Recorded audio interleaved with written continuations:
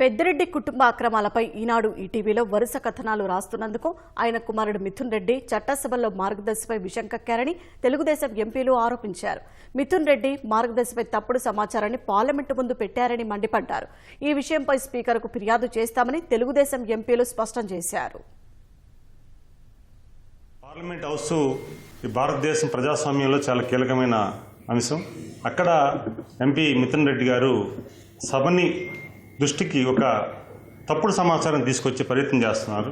వారి మీద ఈనాడు ఈ టీవీలో ఆధారాలతో సహా వారు పబ్లిసిటీ చేస్తుంటే ఇప్పుడు దాన్ని దృష్టిలో పెట్టుకొని అనుబంధ సంస్థ అయిన మార్గదర్శి మీద ఒక తప్పుడు సమాచారాన్ని సభలో పెట్టారు. దానిని మేము స్పీకర్ గారి దృష్టి కూడా తీసుకెళ్ళడానికి మేము తీసుకెళ్తాం. ఈ పార్టీ చెందిన చాలామంది మార్గదర్శి సభ్యులే ఉంటారు. ఒక్కరు కూడా ఒక ఫిర్యాదు లేకుండా ఈరోజు తెలుగు రాష్ట్రాలతో పాటు దేశంలో కూడా వివిధ ప్రాంతాల్లో కూడా అన్ని శాఖలతో అద్భుతంగా మార్గదర్శి వెళ్తుంది. సో నేనేమంటానంటే ఈనాడు పత్రికలో ఈటీవీలో కానీ లేకపోతే ఇతర పత్రికల్లో కానీ వస్తే టార్గెట్ చేసి డైవర్ట్ చేయడానికి ఒక ఆలోచన చేయడం అనేది ఇది మేము ఖండిస్తున్నాం. మిథున్ రెడ్డి గారి పైన 3,000 కోట్ల లిక్కర్ స్కామ్ ఏదైతే ఉందో అది బయటపడింది. విత్ ప్రూఫ్స్ బయటపడినాయి. అందుకు పాపం ఆయన మతి తప్పిందో మరి ఏమైందో తెలీదు, అపరిచితుడు 2 చూపిస్తున్నాడు మాకు పార్లమెంట్లో.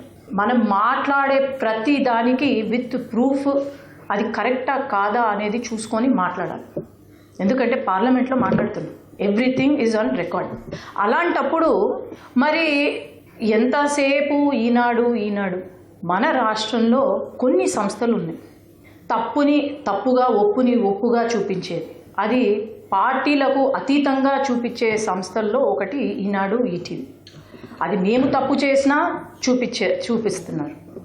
మరి అలాంటప్పుడు ఒక వార్త పెద్దిరెడ్డి గారి పైన వచ్చినప్పుడు దాన్ని మనసులో పెట్టుకొని పాపం అతగాడు ఈనాడు జపం చేస్తున్నాడు, మార్గదర్శి పైన మాట్లాడుతున్నారు.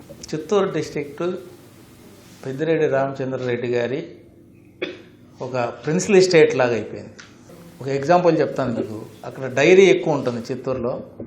పాల ఉత్పత్తిదారులు బయట లీటర్కి 35 రూపాయలు 40 రూపాయలకి పోతుంటే ఈయన పెట్టుకున్న డైరీకి 20 రూపాయలకి పోయాలంటే మొత్తం 20 రూపాయలకి పోయాలి, లేకపోతే ఆ రైతులు ఉండడానికి వీల్లేదు ఆ విలేజెస్.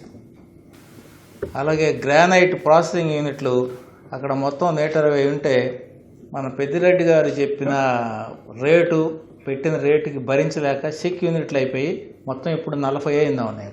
మొత్తం క్లోజ్. అంటే ఇచ్చేదానికంటే అది క్లోజ్ చేసుకున్నది బెటర్ అది. సో ఈ విధమైన కృత్యాలు, ఈ విధమైన అడ్మినిస్ట్రేషన్ లేని పరిపాలన జరిగింది.